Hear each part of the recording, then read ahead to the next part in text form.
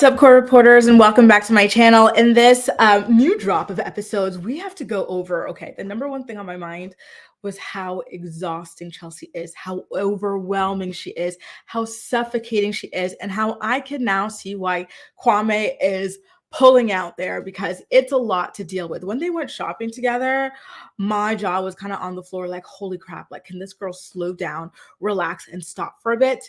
And then there was this moment where like her true colors really shown when she straight up threatened this guy. Okay, let's get into all of that and more in this recap. But first, as usual, we're going to kick it off from the top. Marshall and Jackie come back home after their time at Chelsea's birthday party, where Josh basically told Marshall to his face he's going to be snatching his girl.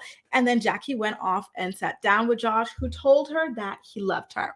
So they're home at this point, and Marshall is still convinced that he and Jackie were designed for one another. And I'm like, Lord, please, like, give this boy some discernment for Christmas or his birthday this year, because he is seriously lacking in that department. Like, are you freaking kidding me at this point, right? He asked her what it is that she needs from him, like moving forward in their relationship. But she already told you, dude, she wants you to be aggressive. She wants you to turn on the toxic masculinity. Like, what else is there to kind of talk about? She says she's too exhausted and wants to talk about it tomorrow, which makes sense. Listen, you guys were fighting before you went to this party, so they went separately. At that point, they were fighting over the jacket. He wanted her to wear a jacket. She didn't want to wear the jacket. They're drinking at this party and stuff. Like, it's midnight, like she says in the thing. Like, let's talk about it like sober, like, fresh tomorrow. I don't understand why he wanted to push that subject tonight, immediately after being on a high from the party. And Marshall's not taking no for an answer, which again, I'm like, that's strange, Marshall. There you go again. And he really wants to know. And so he's like, listen, Jackie, like, what is it that you really need? And she's like, no, Marshall, you're doing great. And I don't expect anything from you, which is odd to me because they were just fighting about how she doesn't think that this man is aggressive enough. So come on now. And he, at this point, is like, okay, you know what? Tonight at the party, Brett gave me some really good advice about how I need to stop basing my feelings on your emotions. And so I'm going to take that moving forward. And I'm going to ask you again at this point, what do you need from me moving forward? And I don't know. I was not really feeling the way that he kept on pushing it. Given the circumstances, it's late. You guys have been drinking. To me, it seems like he was more looking for a fight so that they can go to sleep angrier with one another. And so Jackie at this point, she's like, all right, Marshall, listen, I already told you what it is that I need from you. And when I told you that, you left me for like 3 days. Okay, so what else is there to discuss at this point? And so it goes quiet. And then she goes ahead and hugs him from behind. And then she whispers, just love me. And I'm like, what? Like, huh? Sorry, that would have given me the ick. Like, because literally, what is that? Marshall already loves you, right? And he's loving you to the best of his ability. So it's just kind of lame to me. But I digress. Next up, Bliss and Zach are out there meeting Zach's family, and his family seems lovely. I couldn't get over how this one girl in his family, I think it's one of his cousins or something like that, she reminded me of Kate from This Is Us. They have the same face. I really like the actress. I think her name is Christy, who plays Kate. I find her to have such a beautiful face, like very big, expressive eyes, and just like a warm, like smile and stuff. So I was like, oh, that's so cute. Like, she looks just like her. And then his sister was also really pretty too. Now, at this point, Bliss is like charming the room, telling them all about what it is that she loves about Zach, how they fell in love, and all sorts of things. And like, his family instantly adored her, which was great. Now, oh my God, can we get into the shopping scene between Chelsea and Kwame that just like had me on edge? Did you feel on edge as well? Like, girl, like, slow it down. What is this? So she's like shopping, she's all chipper, like nothing has happened, and he's obviously very down. And so at this point, we learned that they had been bickering because in the morning, she didn't seem like she was doing well. And so Kwame was like, is everything okay? Are you feeling okay? And so she's like, does it look like I'm feeling okay?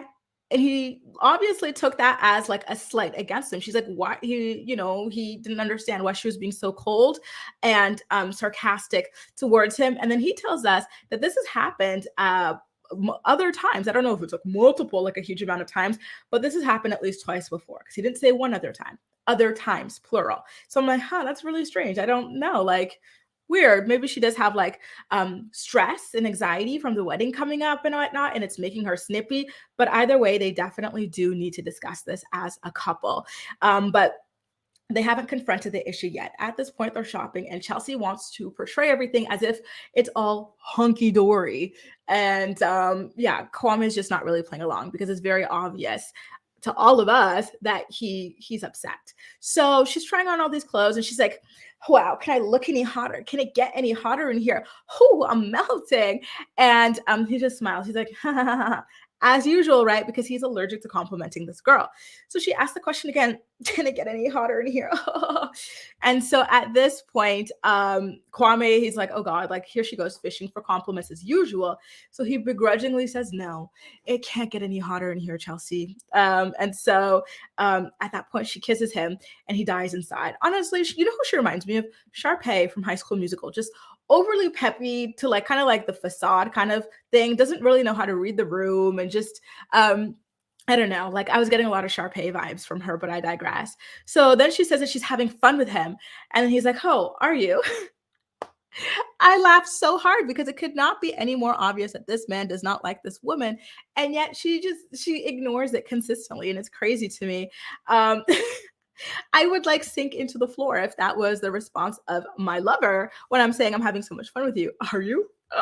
What? It was crazy. So she tries on another outfit, and at this point, Kwame decides to compliment her in like Jackie speak. He says that outfit is tough.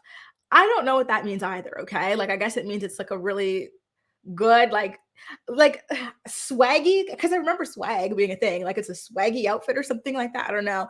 And so he's like she's like, I don't understand, like you can always just call me beautiful. Next time, why don't you call me beautiful? I was like, girl, not you controlling the compliments. That was funny to me. And so at this point he's like, you know, to us, he doesn't tell her, but he's like, I'm starting to feel so suffocated, and it's obvious, right? And he explains it very well. He's like, listen, we're on Chelsea's turf. So anytime she needs a break or to kind of gather herself, she can go to her parents, she can walk her dog, she can go to her friends. All my family and stuff is out there in Portland, which is like 3 hours away. So I can't really do that. Like I am just here in this room all the time in this small apartment or whatever that we're sharing. So yeah, that was pretty brutal. And so they sit down at this point. She's kind of done trying on outfits, and this scene was kind of funny because they have all these tags from all these outfits that they were trying and stuff.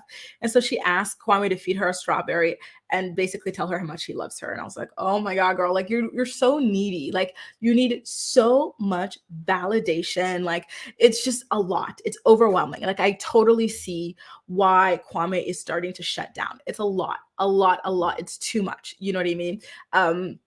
And so then she asks why she has to wait another week to marry this man who obviously hates her. I'm like, Chelsea, like you want to speed up your rejection like a week earlier because that man is not saying yes to you. Like, what are you talking about? She's like, I'm ready now. I don't know. I had to wait another week. I'm like, girl, read the room, please. Look at his face right now. So at this point, Kwame is like, okay, I can't. Like, so he tells her, your attitude this morning really like threw me for a loop. And so Chelsea, and this is what I meant when I said her mask started slipping, she decides to play dumb. What do you mean? What happened this morning that would make you feel this way, Kwame? What's going on? And so Kwame's like, do you know what happened this morning? And you know, she's like, no, I can't remember. Girl, it was only a couple hours ago. And you know you had an attitude with him. And so he lays it out. He's like, I asked you if you were feeling okay. And I got a vibe you weren't. And you had an attitude with me, Chelsea. And that really kind of threw me for a loop. I didn't understand why you were speaking to me that way. So you know what Chelsea does when her mask drops? She goes, oh, this is throw Chelsea under the bus time? Oh, wow, Kwame. Wow, you want to go down that route? I can throw you under the bus too. So watch it. Just you watch. I was like, oh, not you threatening your fiance. You're getting king that you want to marry a week early. Girl, that is such toxic behavior. The fact that this man is bringing up something you did that hurt his feelings, and instead of acknowledging, apologizing, or whatever else, you're like, oh, don't you dare talk about this, or else I'm going to throw you under the bus. On what planet is confronting someone about like something they did that hurt you, throwing them under the bus? Chelsea, girl, I see why you're single. I do. You know how we're always like, well, I wasn't always like, I always thought she was too desperate. Like I saw it from episode one that this man did not like her, but she kept on pushing it. So I'm not in the boat with you guys who think that she's this mature, well-adjusted woman, right? But I digress. So a lot of people think that she is this mature, well-adjusted woman, but no, she's not. And this was a great example of that, and why she's single. Like that was really freaky what it is that she did there. And so Kwame's like, no, and this is something that you do like often enough. Like it feels like you're very confrontational, antagonistic, always looking for a fight or something, and it's a lot for me. And she's like, no, I'm just direct. I'm sorry, but when someone asks you like how you're feeling, and if you're feeling okay, and you ask them, does it look like I'm feeling okay? There's nothing direct about answering a question with a question, Chelsea. Listen to what the man is saying. And the sarcasm, yeah, absolutely is hurtful, because at a certain point, you're going to want to you're not even going to be interested in asking these questions to your partner, how they're doing, because you're scared they're going to like freak out at you, like you're some kind of like idiot or something. Like that's horrible. So at this point, remember what I almost said Kanye. Remember what Kwame was telling us about how he feels like he doesn't really ever get the chance to retreat or, go into his own kind of space whenever he's feeling overwhelmed. He tells the same thing to Chelsea at that point. And I thought it was nice that he brought that up. Sorry, I was grabbing a sip of water there. And so at this point, instead, she hasn't apologized for being snippy and sarcastic and rude to him, right? And she hasn't apologized for threatening him and whatnot, whatever the hell that was that just happened there. But she asked him, do you still see yourself marrying me? Girl, this is one of those people who wants to get married just to get married, because what the hell is that? You know what I mean? Like that's not, why don't we work on these things first before we worry about whether or not the person's going to marry you? Why don't, you know what I mean? Like that's not the topic at hand here. Worry about like the way your fiance is feeling. Like stop worrying about trying to tick a box at this certain point. Like she has such extreme tunnel vision when it comes to getting married. And I don't know, I think it's weird, and I think it's very off-putting as well. So Kwame, again, remember, he says that this woman is very confrontational, always looking for a fight. And so how does he answer the question? He says yes, but he looks away. He's like, yeah, I still see myself marrying you, but he's not making the eye contact. So I'm sorry, but I think he said that because he was afraid of another fight or whatever, or her throwing him under the bus because she literally just threatened him, right? I'm sorry. Again, her personality is very overbearing, overwhelming, and honestly kind of like freaky. Like the fact that she threatened him and perceived him bringing up a concern as him throwing her under the bus and whatnot. Like, oh, like I don't know. I can't. I can't imagine her off camera. So yeah, I'm seeing it now. Kwame, but here's the thing, Kwame never liked her. It was very obvious from the beginning that he was always into Micah and that Chelsea was a second kind of like backup for him.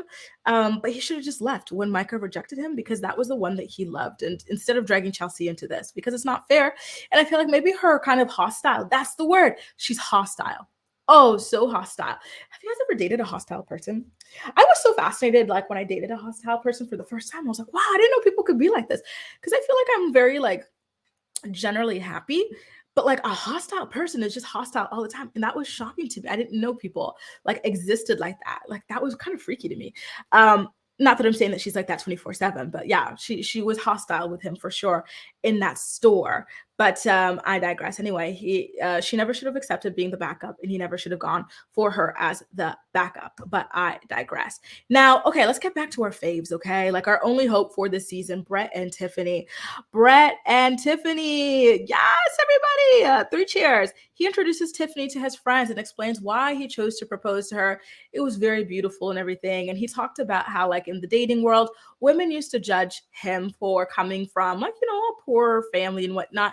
But the thing is, his family was not even always poor. He said that they used to have money, then like, they hit a rough patch and never really recovered from that. But that's something that women didn't really love because they wanted kind of financial security. But Tiffany did not judge him for that background. And that was something that was really special to him.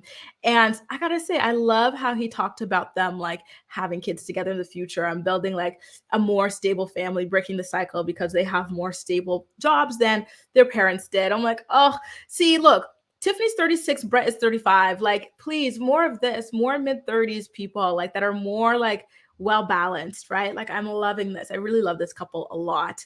And so the friends are like rooting for them and everything. They're like, yeah, there's just something beautiful about like a Black man with a Black woman. Three cheers or whatever for Black love. And so there was a lot of love in there, which was lovely to see for them. Now it's time for Paul and Micah again. Paul surprises Micah with a bouquet of flowers ahead of their wedding as they go out to lunch and start talking about their future living situation. She's talking about how she's got a bunch of stuff still in the Arizona apartment. She doesn't know how they're going to make it fit in Paul's apartment. And then she's like, would you do long distance with me being in Arizona, or would you be open to moving there? I'm sorry, but why is a chick with this living situation on not Married at First Sight, on Love is Blind Seattle? They need to stop doing this. Stop casting people like Micah. Stop casting people like Kwame who don't live in the city full time and are going to cause these kinds of problems. There's already enough problems that come with agreeing to marry someone within like 3 days of speaking to them. But like the living situation stuff is too much to add on top. It exacerbates the situation way too much. I don't like it. They need to stop doing this. But I digress. So they do discuss the possibility of not getting married. And Paul says that he'd be very lonely without her. And Micah reassures him that she loves him. And he says that she motivates him to be his best self, which is interesting to me because I'm like, really, Micah? One half of the demonic duo motivates you to be a better version of yourself. I find that to be very counterintuitive, ironic, but I digress. Okay. Every pot has its lid, as they say, right? Every rose has its thorn and whatnot. Okay. So anyway, Paul also tells Micah that she is the thing that he is most attracted to on earth right now. So he'd be lying if he said he wasn't afraid of losing her. I'm sorry, y'all, but I love that. I was like, oh, child, let's run to the bathroom, get to bumping and grinding. Really? Me? Okay. Oh, I'm joking, but seriously, that was a really beautiful thing to say. Now it's time for Zach to meet Bliss's mom and sisters. And Zach is nervous about this because a big reason why he did not say yes to Bliss was because he was afraid of being judged by like her, family and friends and whatnot. So you can just see it in his face. He was stressing. He was cressing, as the kids say these days. And so like the mom and the sisters come over and the mom is already in tears as she's coming up. I'm like, that's so cute. I love emotional mamas or emotional parents in general, because in Love is Blind, Brazil, season 2, Tamara's dad was a crybaby too, which I thought was so charming. Now, listen, I don't know y'all, but I'm still not yet sold on Zach and Bliss as a couple.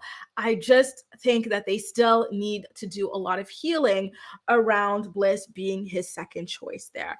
And so as they're all sitting around, like he gets nervous and then he tells her, wow, I'm having like some deja vu, as he's telling a story about how things went in the pods. And she's like, yeah, well, keep going because you're the one who needs to tell the story. I'm like, well, girl, what's with the attitude? He just told you he's experiencing deja vu. What are you talking about? Like, I don't know. I find her to be kind of bitchy towards him sometimes, you guys. I don't know. And I think that she justifies it by saying, oh, it's how I get my frustration out over being like the second choice, but it's not healthy long term. Now, things do get a bit tense when he brings up the love triangle situation with Irina.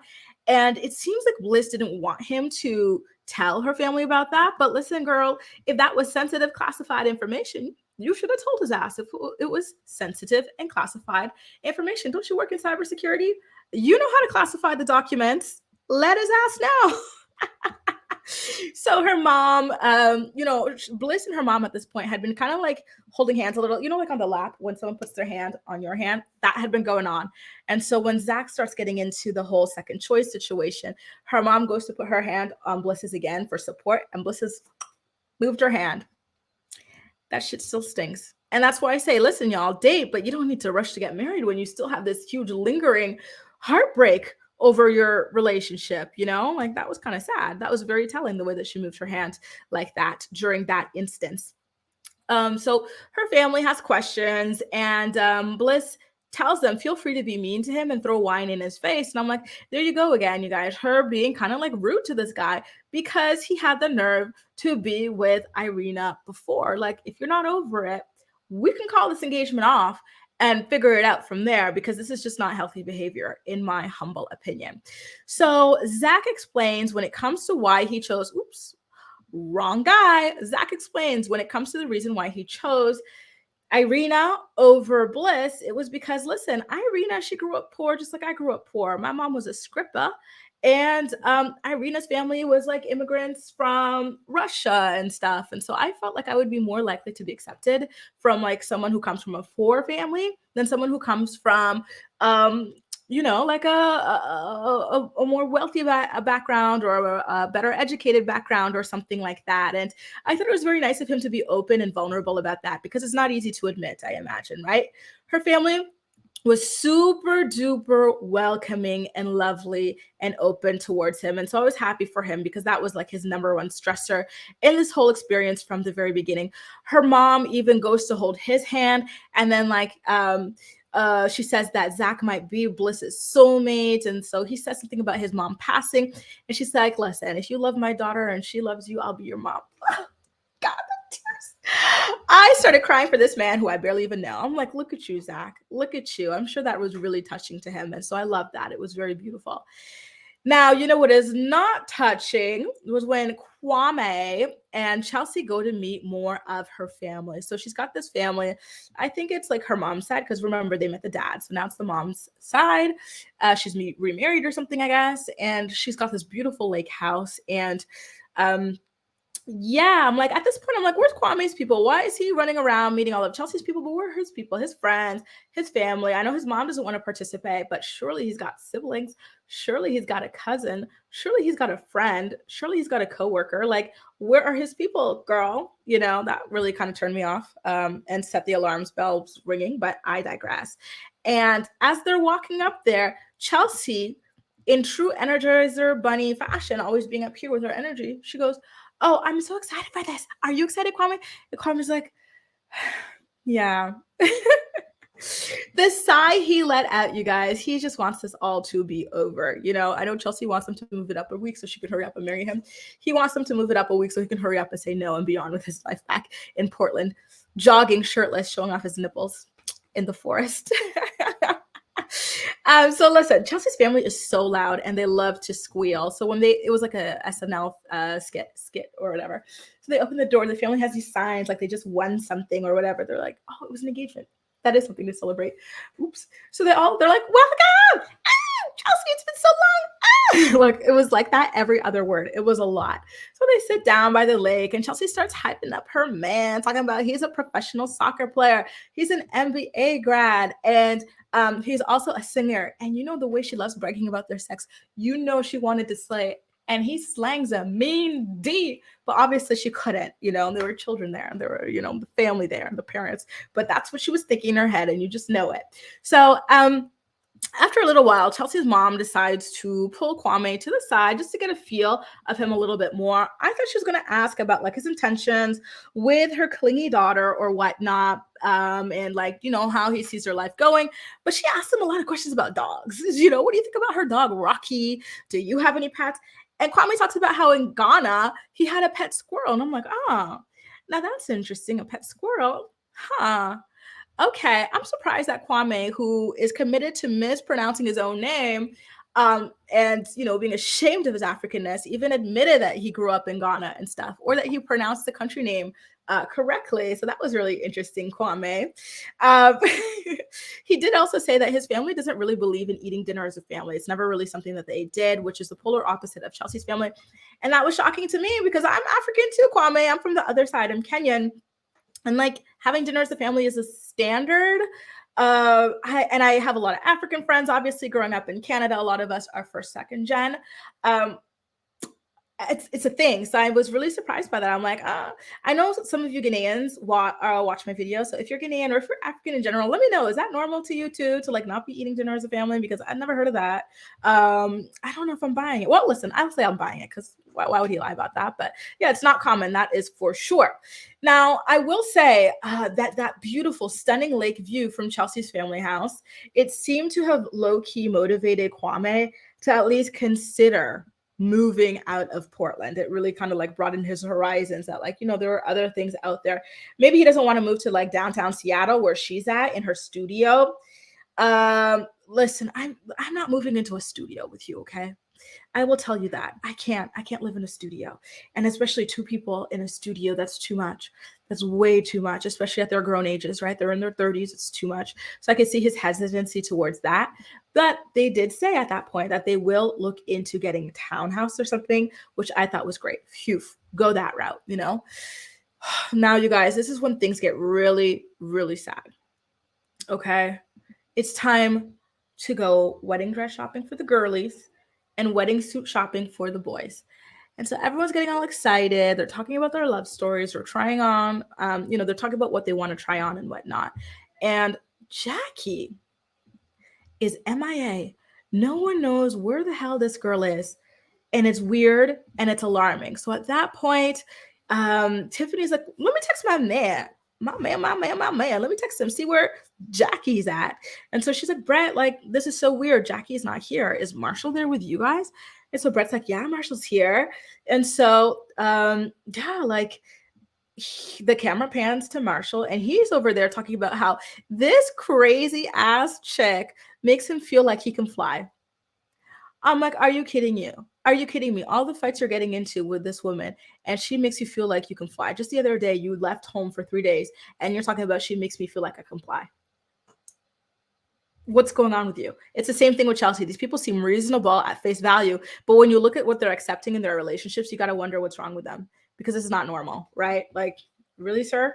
So, at this point, Brett's like, child, let me help my delusional little brother. Get over here. So he pulls him aside as he was talking to that man, talking that nonsense. And so he's like, listen, Marshall, Jackie didn't show up to the dress fitting. Like, what the F is going on there? And Marshall's face just dropped. And I gotta say, Marshall, my heart broke for you. My sweet, sweet, sweet little savior syndrome boy. My heart broke for you because I imagine that that's going to be a trauma that he carries for a really long time. Just the idea that you are engaged to someone, you're excited to marry them, you're picking out your suit, you're thinking that she's over there picking out her dress. Meanwhile, she's not even there. She couldn't even be bothered to show up, and she couldn't even be bothered to let you know that she's not showing up. She flew somewhere else. I know he's going to get married eventually, right? Like, he's going to get engaged again and then go through this. And I feel like this is something that's going to stress him out.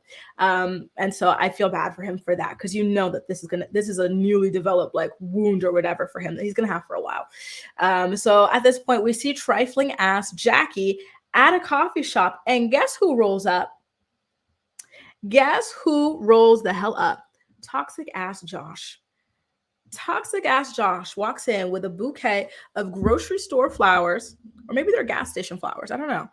And let me tell you this, Jackie, she was so flattered by the non-aggressive gesture of being offered flowers.